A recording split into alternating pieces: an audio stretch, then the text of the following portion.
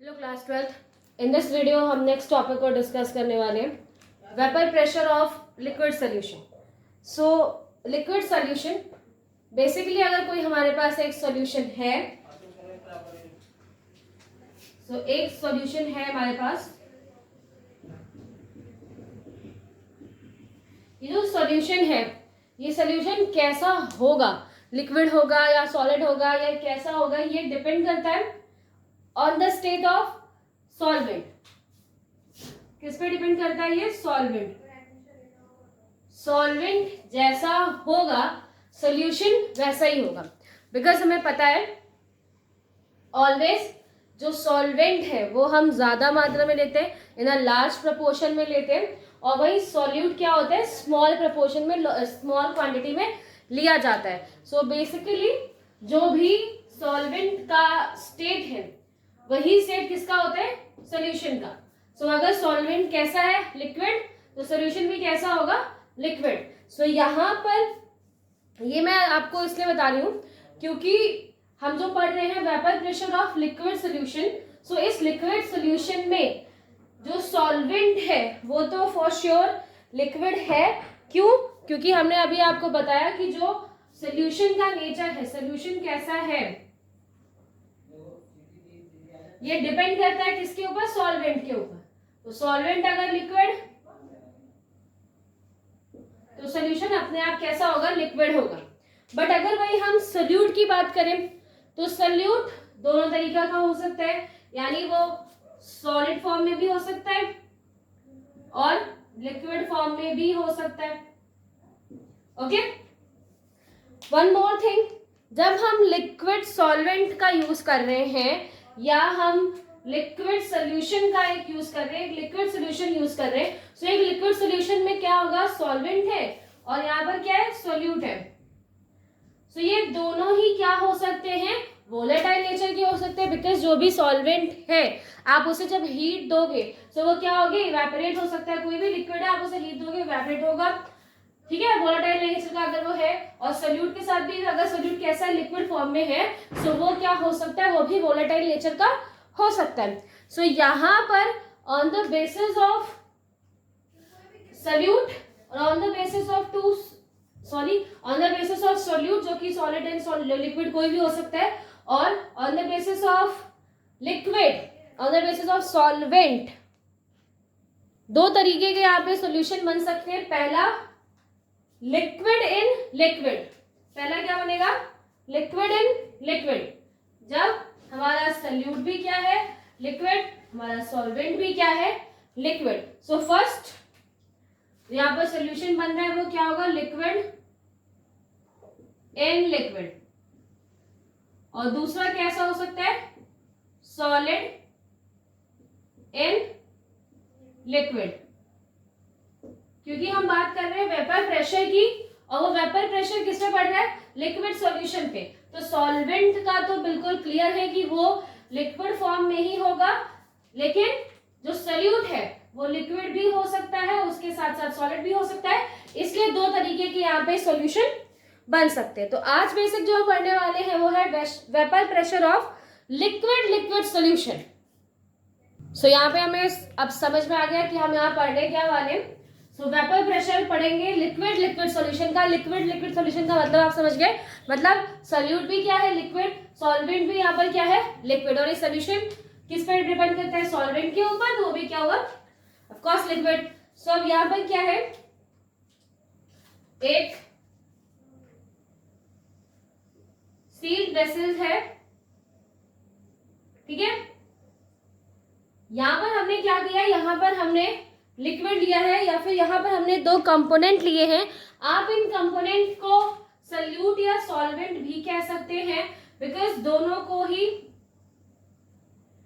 एक सोल्यूट को इन्होंने कंपोनेंट 1 बोल दिया है, सॉल्वेंट को इन्होंने कंपोनेंट 2 बोला हुआ है। सो जो हमारे एनसीईआरटी बुक कह रही है हम उसे फॉलो करते हैं, इसे भी हम कंपोनेंट 1 और कंपोनेंट 2 मान लेते हैं, ठीक है। तो यहाँ पर क्या है? एक सोल्यूशन है, ये सोल्यूशन किसका है? कंपोनेंट 1 और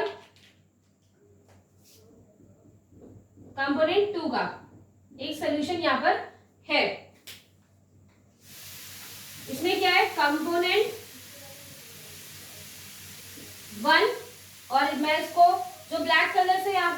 दिखाई दे रहा है वो कंपोनेंट 1। नेक्स्ट जो ब्लू कलर से है दैट इज कंपोनेंट 2। इनमें से आप किसी को सोल्यूट भी मान सकते हो, सॉल्वेंट भी मान सकते हैं। हम इसे सोल्यूट मान लेते हैं और ये क्या है, solvent. And after that in दोनों की जब मिक्सिंग हो जाएगी तो वहां पर क्या बन रहा है, सॉल्यूशन। ठीक है, इतनी चीजें क्लियर। ओके, अब क्या है, वन मोर थिंग आपको यहाँ पर याद रखना है कि जो सोल्यूशन हमने लिया है इसमें जो सोल्यूट है या फिर जो कंपोनेंट 1 है, कंपोनेंट 2 है, दोनों लिक्विड है। ऑल्सो दोनों कैसे हैं, वोलाटाइल नेचर के हैं। दोनों कैसे हैं, वोलाटाइल नेचर के हैं। बिकॉज अब हम इन्हें हीट देंगे सो वो क्या होंगे, इवेपोरेट यहाँ पर होंगे। सो दोनों ही क्या है, वोलाटाइल नेचर के हैं। अब आपको क्या करना है, अब आप इन्हें हीट दीजिए। हम जब इन्हें हीट देंगे सो ये क्या है, ये आपका सरफेस जहां तक सॉल्यूशन भरा हुआ है ये वो टॉप मोस्ट सरफेस है। अब इस सरफेस पे जब आप हीट देना स्टार्ट करोगे, हीट देना जो स्टार्ट हम करेंगे तो जो मॉलिक्यूल्स हैं किसके, कंपोनेंट ए के और कंपोनेंट बी, दोनों के जो मॉलिक्यूल्स हैं, जैसे आप हीट दोगे उन्हें तो वो कहां पर आएंगे, ऑन द सरफेस लेवल, वो सरफेस लेवल पर आ जाएंगे। तो जब आप इन्हें हीट प्रोवाइड करते हो तो एट दैट टाइम सरफेस पे आपको क्या दिखेंगे, मॉलिक्यूल्स दिखाई देंगे, पार्टिकल्स दिखाई देंगे, किसके, इन्हीं सॉल्यूशन कंपोनेंट 1 के और कंपोनेंट 2 के। सो यहाँ पर क्या है, सरफेस पे आपको मॉलिक्यूल्स तरीके से दिखाई देंगे। ये किसके कंपोनेंट है, कंपोनेंट 1 जैसे कि हमने सॉल्यूट लिखा है। और नेक्स्ट कुछ पार्टिकल्स किसके होंगे, कंपोनेंट 2 के भी होंगे, दोनों के होंगे। क्यों, दोनों ही वोलाटाइल नेचर का है। आप दोनों को हीट दे रहे हैं और दोनों ही अगर वोलाटाइल नेचर के हैं सो वो क्या होंगे, वोलाटाइल बन जाएंगे। वेपर्स की जो सरफेस है वेपर्स के फॉर्म में वहां पर इकट्ठा हो जाएंगे, सरफेस लेवल पे आ जाएंगे। और जब हम इसे हीट देंगे तो ये क्या होगा, गैस के फॉर्म में हमें दिखने लगेंगे। ठीक है, बिकॉज आप इन्हें क्या कर रहे हो, हीट दे रहे हो तो ये गैस के फॉर्म में हमें यहाँ पर स्ट्रक्चर दिखाई देंगे।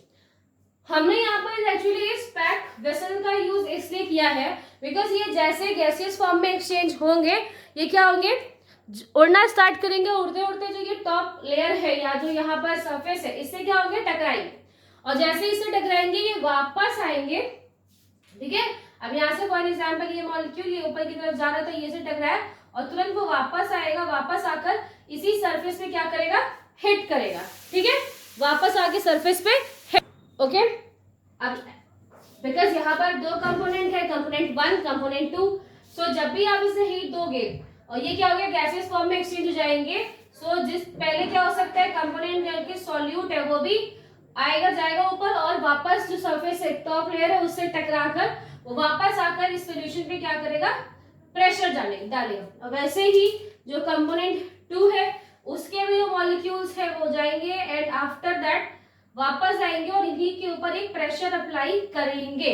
सो ये जो प्रेशर है इन्हें हम क्या बोलेंगे, वेपर प्रेशर। बिकॉज जो हमने यहाँ पर सोल्यूशन यूज किया है इसमें जो कंपोनेंट्स है, component A and component B, जब आप कंपोनेंट 1 एंड कंपोनेंट 2 जब आप उसे क्या कर रहे हो, हीट दे रहे हो और बिकॉज दोनों ही वोलाटाइल नेचर के हैं सो वो वेपर्स फॉर्म में कन्वर्ट हो जाएंगे और वापस, बिकॉज ये एक पैक स्ट्रक्चर है, पैक वेसल है जिसमें वो वापस टकराते वापस आएंगे, उसी सरफेस पे क्या करते हैं, एक प्रेशर अप्लाई करेंगे। तो ये जो प्रेशर यहाँ पर अप्लाई हो रहा है by the vapour of solute and by the vapour of solvent, तो इसी को हम यहाँ पे क्या बोलते हैं, वेपर प्रेशर। ठीक है, इतनी बात समझ में आ गई कि वेपर प्रेशर है क्या। Vapour pressure component 1 and component 2 के जो मॉलिक्यूल्स हैं वो जिस सॉल्यूशन में है वो उसी सॉल्यूशन के ऊपर क्या करते हैं, उसी सॉल्यूशन के मॉलिक्यूल से टकराते हैं ऑन द सरफेस लेवल और उससे एक प्रेशर जनरेट हो रहा है जिसे हम वेपर प्रेशर कहते हैं। जो कंपोनेंट 1 यहाँ पर प्रेशर जनरेट कर रहा है उसे हम बोलेंगे P1 और जो प्रेशर कंपोनेंट 2 जनरेट करता है उसे हम बोलेंगे P2। ठीक है, इतनी बात यहाँ पर क्लियर हुई। अब नेक्स्ट एक साइंटिस्ट है राउल्ट, उन्होंने एक इक्वेशन बताई रिगार्डिंग दिस, वो भी हम देखते हैं। So according to the Raoult's law, for a solution, एक सोल्यूशन के लिए जिसमें कि क्या है, वोलेटाइल लिक्विड है। ये पॉइंट बहुत इंपॉर्टेंट है, आपको याद रखना है कि जो भी लिक्विड हम यहाँ पर यूज कर रहे हैं इन अ फॉर्म ऑफ सोल्यूट और सॉल्वेंट, दोनों कैसे हैं, वोलेटाइल नेचर के होंगे। So for a solution of a volatile liquid the partial pressure, because जब यहाँ से हम उन्हें हीट देंगे और वो वेपर्स फॉर्म में कन्वर्ट होते हैं, एंड वेपर्स फॉर्म में कन्वर्ट होने के बाद वो वापस उसी सरफेस पे आकर हिट करते हैं, उसी सरफेस पे क्या करते हैं, प्रेशर अप्लाई कर रहे हैं। तो जो पार्शियल प्रेशर लग रहा है वो डायरेक्टली प्रोपोर्शनल होता है of its mole fraction. That means जितने मोल्स ऑफ सोल्यूट यहाँ पर मौजूद है और जितने मोल्स ऑफ सॉल्वेंट यहाँ पर मौजूद है उन्हीं के प्रोपोर्शनल, क्योंकि जितने यहाँ पे मॉलिक्यूल्स मौजूद है वही वेपोराइज होंगे और आफ्टर द वेपोराइजेशन वो क्या करेंगे, उस पर प्रेशर अप्लाई करेंगे। तो जो पार्शियल प्रेशर लग रहा है वो वहां पर मौजूद सोल्यूट एंड सॉल्वेंट के मोल फ्रैक्शन के, यानी कि जितने भी मॉलिक्यूल्स वहां पर डिसॉल्व है उनके डायरेक्टली प्रोपोर्शनल होते हैं। ये आई थिंक हमने इसके प्रीवियस पढ़ा है हेनरी लॉ में। हेनरी लॉ में भी ऐसे कुछ बताया गया था कि जो प्रेशर है, जो प्रेशर अप्लाई होता है वो मोल फ्रैक्शन के इक्वल होता है, जहां पर आपने ये देखा था P that means partial pressure, और पार्शियल प्रेशर डायरेक्टली प्रोपोर्शनल होता है मोल फ्रैक्शन के। सो यहाँ पर भी ये चीज अप्लाई होगी। अभी जो इन दिस लास्ट वीडियो में अभी आपको बताऊंगी क्या रिलेशन है राउट्स लॉ का हेनरी लॉ के साथ, बस छोटा सा पॉइंट है वो भी हम यहाँ पे डिस्कस कर देंगे। फिलहाल अब इसके आगे हम यहाँ बताते हैं। तो यहाँ पर एक equation I that is pressure, जो P है for pressure, pressure directly proportional है मोल फ्रैक्शंस के, यानी जितना प्रेशर P लगा रहा है, P1 लिखा हुआ है, यानी कि कंपोनेंट 1 जो प्रेशर लगा रहा है और कंपोनेंट 2 जो प्रेशर लगा रहा है वो इस सॉल्यूशन में मौजूद उनके मोल फ्रैक्शन के ही इक्वल है या मोल फ्रैक्शन के डायरेक्टली प्रोपोर्शनल होता है। Okay, so P is directly proportional to X। Now for component 1, पहले कंपोनेंट 1 के लिए हम वैल्यू निकाल लेते हैं। सो फर्स्ट कंपोनेंट 1 जो है वो कितना प्रेशर अप्लाई कर रहा था, वो था P1, राइट। ये मैंने पहले बताया था कि कंपोनेंट 1 जो यहाँ प्रेशर अप्लाई कर रहा है उसे हम क्या बोल रहे हैं, P1, और जितना मोल वहां पर डिसॉल्व है, यहाँ पे जितने मोल्स वहां पे मौजूद है वो वहां पर X है, तो इसलिए हम यहाँ पे क्या यूज कर रहे हैं, X1, बिकॉज फर्स्ट कंपोनेंट की हम यहाँ बात कर रहे हैं। जो पहला कंपोनेंट आपने यूज किया है वो एज अ जिसे हमने सोल्यूट माना था, तो यहाँ पर क्या है, P1 directly proportional to X1। अभी डायरेक्टली प्रोपोर्शनल का जब हम साइन यहाँ पर हटाएंगे तो वहां पर हम कुछ कांस्टेंट को यूज करते हैं, तो P1 equal to P1 not X1, ठीक है। सो यहाँ पर क्या है, यहाँ पर हमें पता है अबाउट द P1, ये क्या है, प्रेशर या vapour pressure, vapour pressure of component 1, and ये क्या है, मोल fraction of component 1, mole fraction of component 1। But P1 actually P1 क्या है, P1 not is a vapour pressure of pure component, that means vapour pressure of pure component 1, that means जो यहाँ पर P1 लिखा हुआ है वो वेपर प्रेशर क्या है कंपोनेंट का, जब वो क्या है, एक सोल्यूशन के फॉर्म में है, जब उसने अपना एक सोल्यूशन बनाया है विद द सॉल्वेंट। बट अगर हम अलग से इसका प्रेशर निकालें, अगर यहाँ पर, ठीक है, यहाँ पर हमने बीकर का यूज कर रहे हैं, ठीक, इसमें क्या है, सिर्फ आपका कंपोनेंट 1 है, यहाँ पर कुछ और नहीं है, बस कंपोनेंट 1 ही यहाँ पर है, ठीक है, सिर्फ एक ही कंपोनेंट है, कोई दूसरा कंपोनेंट 2 यहाँ पर नहीं है, जस्ट कंपोनेंट 1 है। और इस कंपोनेंट 1 को जब हम हीट देते हैं तो उससे क्या होगा, उसकी सरफेस पे भी यहाँ पे पार्टिकल्स आएंगे, एंड वो आफ्टर सम टाइम क्या होगा, गैसियस फॉर्म में कन्वर्ट हो जाएंगे, एंड जैसे ही वो गैसेस फॉर्म में या फिर वेपर्स फॉर्म में कन्वर्ट हो जाएंगे, तो जैसे ही वो वेपर फॉर्म में कन्वर्ट हो जाएंगे तो ये जो सरफेस है, बिकॉज वो भी क्या होगा, बिकॉज हमने एक ऐसी चैम्बर का यूज किया है पैक, तो वहां पर क्या होगा, वो उसके टॉप से टकराएगा, वापस आकर इसी सरफेस के ऊपर क्या करेगा, प्रेशर अप्लाई करेगा, है ना, इसी सरफेस पे क्या होगा, प्रेशर अप्लाई करेगा। तो यहाँ पर जो आपको प्रेशर मिल रहा है, यहाँ पर जो आपको प्रेशर ये मिल रहा है, दैट इज P1 नॉट। ये क्या है, P1 नॉट, क्योंकि अभी जो यहाँ पर प्रेशर अप्लाई है वो सिर्फ एक प्योर कंपोनेंट या कंपोनेंट 1 जब प्योर फॉर्म में था, जब उसमें हमने कोई भी चीज मिक्स नहीं की है, तो उस फॉर्म में जो उसका प्रेशर होता है उसे हम P1 नॉट कहते हैं, जो कि यहाँ पर यूज किया गया है। ठीक है, वन मोर थिंग आप हमेशा याद करेंगे, रखेंगे कि जो P1 नॉट है, P1 नॉट वो ऑलवेज ज्यादा होगा P1 से।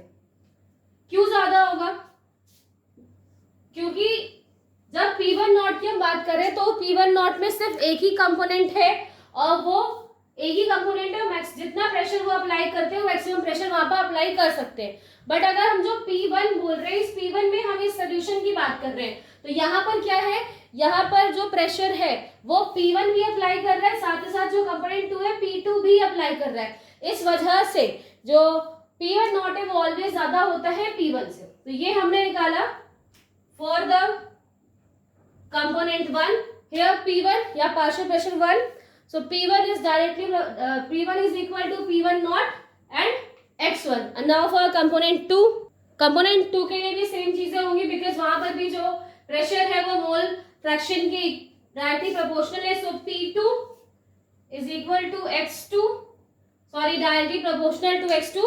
डायरेक्टली प्रोपोर्शनल का साइन हम यहाँ से हटाएंगे तो यहाँ पर यूज करेंगे P2 is equal to P2 naught x2।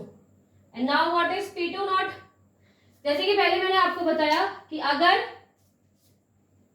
Component ए को, सॉरी कंपोनेंट 1 को आपने प्योर फॉर्म में लिया और प्योर फॉर्म में वो कितना वेपर प्रेशर लगाता है वो आपने लिखा, तो वैसे ही जो P2 है यानी कि दूसरा कंपोनेंट आपने यूज किया है, जब उसे हम प्योर फॉर्म में लेते हैं, और जो उसके पार्टिकल्स हीट करने पे आते हैं एंड वापस वो उसके ऊपर जो प्रेशर अप्लाई करते हैं इन अ फॉर्म ऑफ वेपर, तो उसे हम क्या बोलते हैं, P2 नॉट। तो ये क्या है, ये वेपर प्रेशर है of pure component 2, vapour pressure of pure component 2, यानी कि जब कंपोनेंट 1 और कंपोनेंट 2 अलग अलग थे तो उनका प्रेशर एक बार हम मेजर कर लेते हैं, जिसे हम P1 नॉट बोलेंगे in a case of component 1 and P2 naught in a case of component 2। और जब इन्हीं दो कंपोनेंट्स को आप वहां पर मिला देते हैं तो वहां जो प्रेशर जनरेट होता है वो है P1 और P2। ठीक है, यहाँ पर भी ये बात हमें याद रखनी है आपको, जो P2 नॉट है वो ऑलवेज ज्यादा होगा P2 से। ठीक है, बिकॉज P2 के फॉर्म में क्या है, वो सिंपल जस्ट एक ही कंपोनेंट है और वो मैक्सिमम प्रेशर लगा सकता है जितना भी वो वहां पर वेपर की फॉर्म में कन्वर्ट होगा। But in case of solution जो प्रेशर है वो P1 P2 पर दोनों पर ही डिपेंड करता है, इसलिए P2 नॉट ऑलवेज ज्यादा होता है फ्रॉम द P2। और डाल्टन सर ने क्या कहा था, हमने प्रीवियस हेनरी लॉ में भी डिस्कस किया था कि डाल्टन सर ने बोला था कि अगर कोई एक वेसल है या कोई भी एक बॉक्स या कोई भी एक जगह है, वहां पर अगर 2 या 2 से ज्यादा कंपोनेंट है या 2 या 2 से ज्यादा गैसेस है, तो वो क्या करती है, वो उस पे प्रेशर डाल रही है और दोनों ही प्रेशर डाल रहे होते हैं। तो जो टोटल प्रेशर आता है, वो टोटल प्रेशर जो है वो दोनों ही गैसेस के ऊपर डिपेंड करेगा, राइट। तो यहां पर भी अगर हम टोटल प्रेशर निकालें, दैट इज P टोटल, यानी प्रेशर, टोटल प्रेशर आप वहां पर जो निकालेंगे वो क्या होगा, P1 प्लस P2, है ना। बिकॉज जो भी ये चैम्बर है, जो भी सोल्यूशन है, यहाँ पर जितना प्रेशर लग रहा है, हम टोटल प्रेशर अगर आप निकालोगे तो वो क्या है, P1 प्लस P2। अभी इसके प्रीवियस हमने निकाला P1 को हम यहाँ पर क्या लिख सकते हैं, P1 को हम लिख सकते हैं, ठीक है, P1 को हम यहाँ पर लिख सकते हैं, हम x1 पहले लिखेंगे क्योंकि थोड़ा सा मेथड फॉर्मूला वगैरह, तो हम यहाँ पे पहले x1 लिख देते हैं, x1 एंड P1 नॉट, ये अभी आपने देखा। एंड वही P2 को आप क्या लिख सकते हो, x2 और P2 नॉट। ठीक है, ये चीजें अभी हमने आपने निकाला।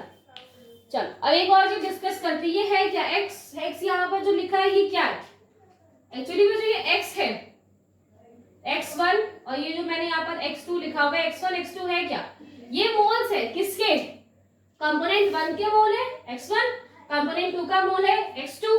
तो जो एक सोल्यूशन है आपको पता होगा कि सॉल्यूट प्लस सॉल्वेंट और जो सोल्यूशन है वो कितना होना चाहिए, 1 आनी चाहिए, यानी सोल्यूट सॉल्वेंट का जो सोल्यूशन का जो मात्रा है वहां पे वो कितनी आनी चाहिए, 1 आनी चाहिए। तो यहाँ पर भी वही चीज अप्लाई होगी कि जो मोल फ्रैक्शन है यानी moles of component 1 plus mole of component 2 equal to 1, because ये क्या कर रहे हैं, एक प्रॉपर सोल्यूशन, एक 100% सोल्यूशन आपको बनाकर देते हैं। सो अगर x1 क्या है 60%, तो x2 क्या होगा 40%, तभी हमें क्या मिलेगा, एक 100% सोल्यूशन मिलेगा।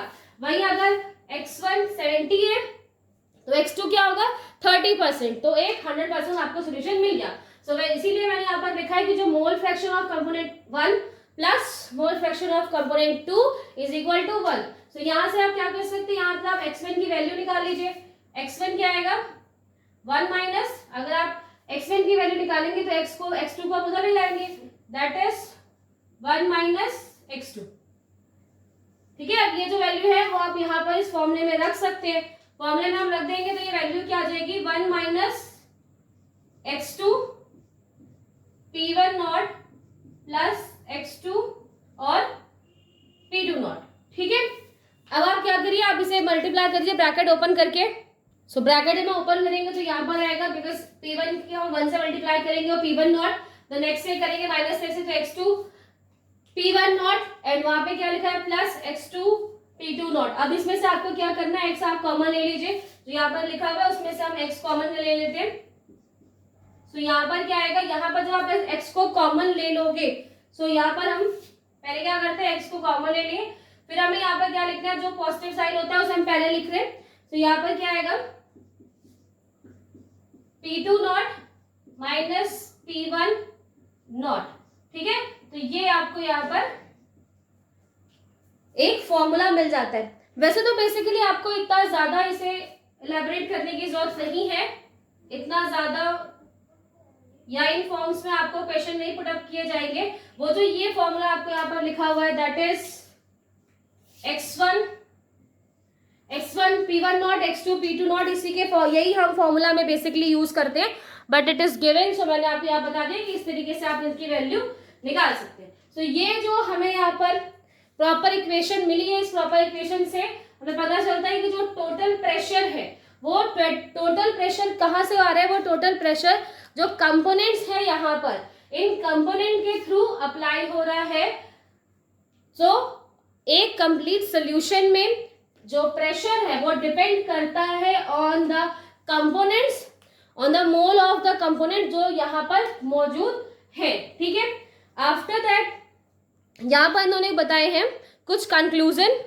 सो conclusion first, total pressure related to the mole fraction of any one component. ये जो दो कंपोनेंट है उनमें से किसी एक कंपोनेंट के टोटल कंपोनेंट का जो मोल फ्रैक्शन है उसके ऊपर टोटल प्रेशर डिपेंड करता है। दूसरा, जो आपको यहाँ पर वेरिएशंस दिखाई दे रहे हैं, तो जो एक लीनियर वेरिएशंस ऑफ कंपोनेंट 2 उसके ऊपर भी क्या करेगा, जो टोटल प्रेशर है और किसी भी सोल्यूशन का वो डिपेंड करता है। सो अब हम यहाँ पर एक ग्राफ प्लॉट करते हैं जिसमें हम देखेंगे कि किस तरीके से ये प्रेशर एक दूसरे से रिलेटेड है। सो ग्राफ प्लॉट करें, ऑन दिस एक्सेस यहाँ पर हमने मोल फ्रैक्शन को रखा हुआ है, किस हिसाब से मोल फ्रैक्शन यहाँ पर चेंज हो रहे हैं। ऑन हेयर प्रेशर को हम यहाँ पर देख रहे हैं, इधर कर रहे हैं। सो फर्स्ट हम यहाँ पर x1 रख रहे हैं, x1 हमने कंपोनेंट 1 माना था। सो कंपोनेंट 1 x1, अगर यहाँ पर x1 की वैल्यू क्या है 1, तो x2 की वैल्यू क्या होगी, बिकॉज मैंने पहले भी आपको बताया कि x1 प्लस x2 क्या है 1। सो अगर x1 कंप्लीट 1 है तो x2 की वैल्यू वहां पे क्या आएगी 0, बिकॉज वो कंप्लीटली 100% है, दूसरा वहां पे क्या हो जाएगा 0। तो यहाँ पे x1 है वो क्या है 1 और x2 क्या है यहाँ पर 0। x1 दैट मीन्स x1 है 1 नंबर है उसका, मतलब यहाँ पर जो भी कंपोनेंट 1 है वो टोटल प्योर फॉर्म में है, वहां पर अभी किसी चीज दूसरा जो कंपोनेंट 2 है वो वहां पर अभी मिक्स नहीं है, तो सिर्फ एक ही कंपोनेंट है अभी हमारे पास, और उसके द्वारा जो प्रेशर अप्लाई हो रहा है वो प्रेशर कुछ यहाँ पे पहुंच रहा है, तो वो जो प्रेशर है वो क्या है, P1 नॉट, P1 नॉट। ठीक है, सो फर्स्ट हमने यहाँ पर लिखा है कि x1 क्या है, यानी कि कंपोनेंट A के जो मोल फ्रैक्शन है वो यहाँ पर 1 है, सो कंपोनेंट B, कंपोनेंट जो सेकंड है उसके मोल फ्रैक्शन यहाँ पर 0, और उसके द्वारा जो प्रेशर अप्लाई हो रहा है एक प्योर प्रेशर से, जो प्योर कंपोनेंट से जो प्रेशर अप्लाई हो रहा है वो है P1 नॉट।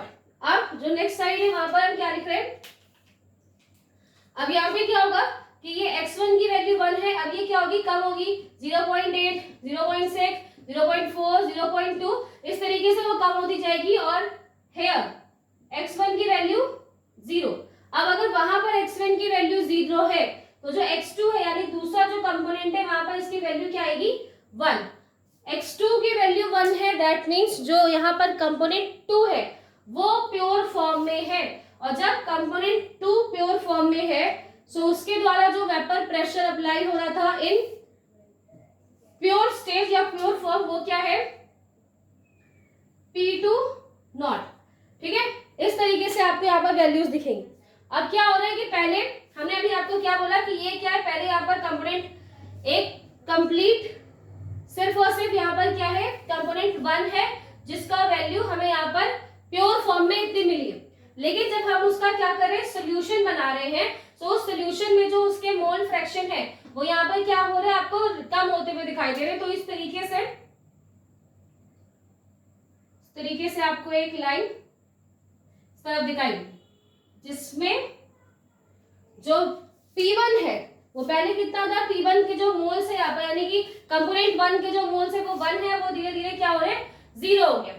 दूसरा अगर आप यहाँ पर देखें x2 के मोल्स यहाँ पर कितने हैं, 0, और वो धीरे धीरे इंक्रीज होके 1 आ रहे हैं, तो यहाँ पर कुछ इस तरीके से आपको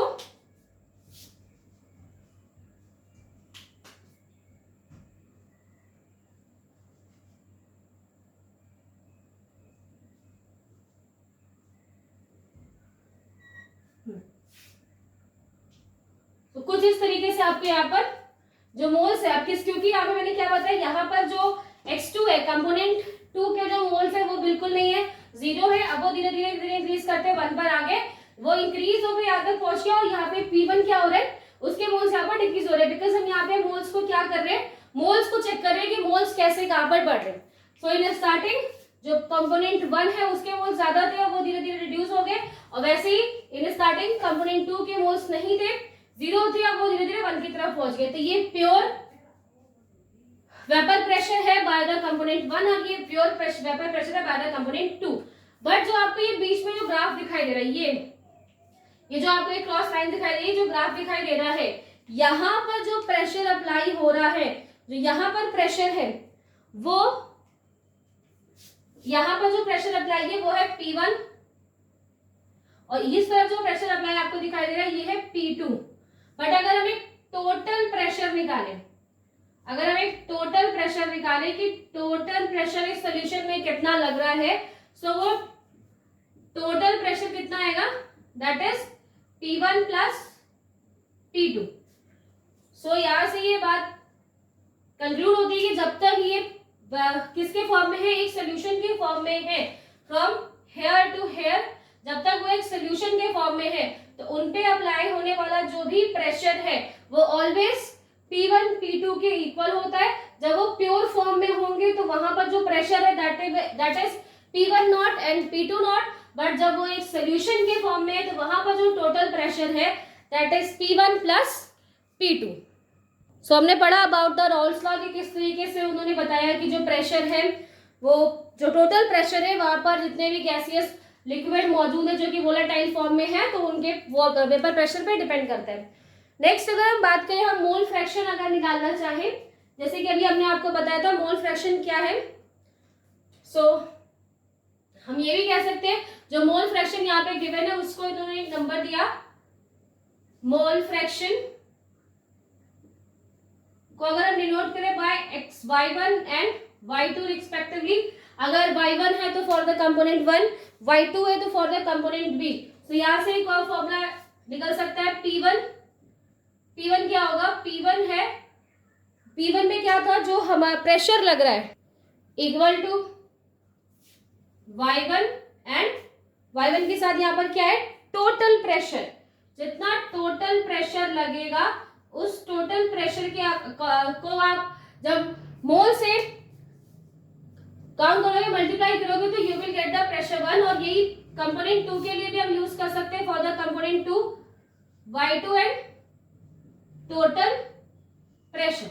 इन दोनों को हम यूनिफाई कर दे तो एक सीक्वेंस में हम यहाँ पे लिख सकते हैं that is Pi equal to yi and P total.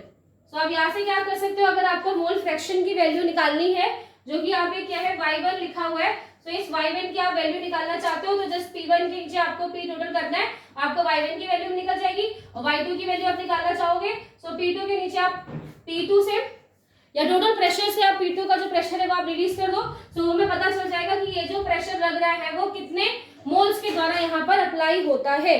सो ये हमने पढ़ा about the Raoult's law. Starting मैंने आपको बताया था कि जो राउल्स लॉ है और हेनरी लॉ है उसमें एक रिलेशन है, क्योंकि दोनों ने ही प्रेशर के बात की और प्रेशर का जो रिलेशन है वो किसके साथ निकाला, प्रेशर का रिलेशन निकाला है ऑफ द मोल्स।